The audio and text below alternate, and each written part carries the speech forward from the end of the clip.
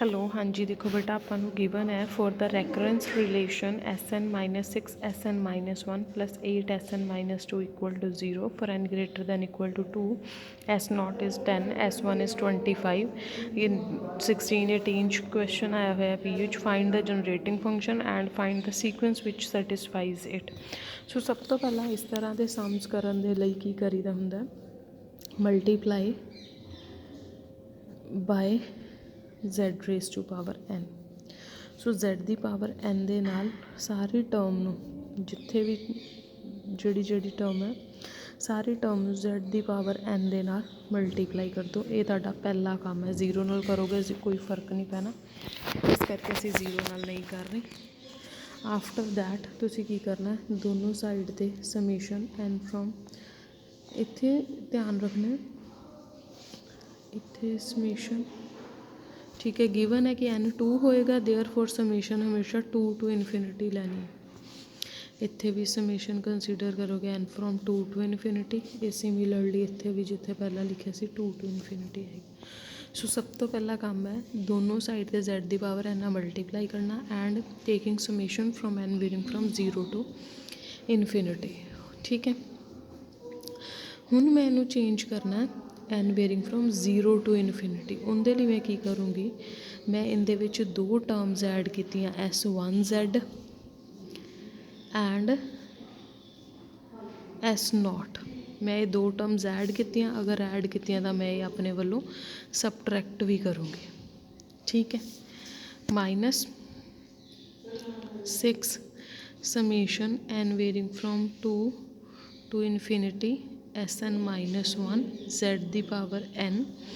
इनदे विच भी आ 6 चाहे तुसी बाहर रख लो फिलहाल कॉमनली, इनदे n नू मैं 1 तो वेरी कराना तो मैं अपने वालों एक टर्म जिहड़ी है S0 ZN। सो इनदे मैं अपने वालों S0 Z the power 0 add और सबट्रैक्ट करूँ कि 1 तो इनकी वैल्यू कितनी होएगी। ठीक है +8 Z स्क्वेयर बाहर निकाल लूँगी क्योंकि इतने फिलहाल ठीक है n-2 है Z n-2 इक्वल टू 0। सो हुण तक असीं सिर्फ ये किया कि आपां नूं एक इक्वेशन गिवन है we will multiply by Z raise to power n on both sides and then after taking summation n varying from 2 to infinity as we are given in the statement, now there is n varying from 2 to infinity Sn Z raised to power n, therefore we will add S0 and S1Z and subtract at the same time। ठीक है इत्थे n 2 तो infinity तक very कर रहा है, sequence दी मेरे को SN-1 है, इस करके मैं जस्ट की करूँगी SN इक्वल्स टू 2 है, 2 पुट करोगे की आएगा S1, इस करके मैं S0 Z ऐड और सबट्रैक्ट करता। उस तो बाद देखो हुण असीं की करना, हुण मैं इनू कंबाइंड करता तिन्ना टर्म्स नूं। ये मेरे को आ गया summation n varying from 0 to infinity SN Z raise to power n minus S0 दी वैल्यू गिवन है आपां नूं 10, S1 दी वैल्यू गिवन है आपां नूं 25 है सॉरी -6 समेशन दे अंदर आ गया n varying from 1 to infinity SN-1 Z the power n-1 minus S0। ठीक है आ वाला इनदे नाल एंटर हो गया 1 तो ये इत्थों देख के करना है कि Z दी पावर n-1 है, देयर फोर असी इत्थे n varying from 1 to infinity किया। ठीक है सो एक हाँ चीज़ होर इत्थे Z आना सी कॉमन कढ़ के इत्थे n-1 आना सी।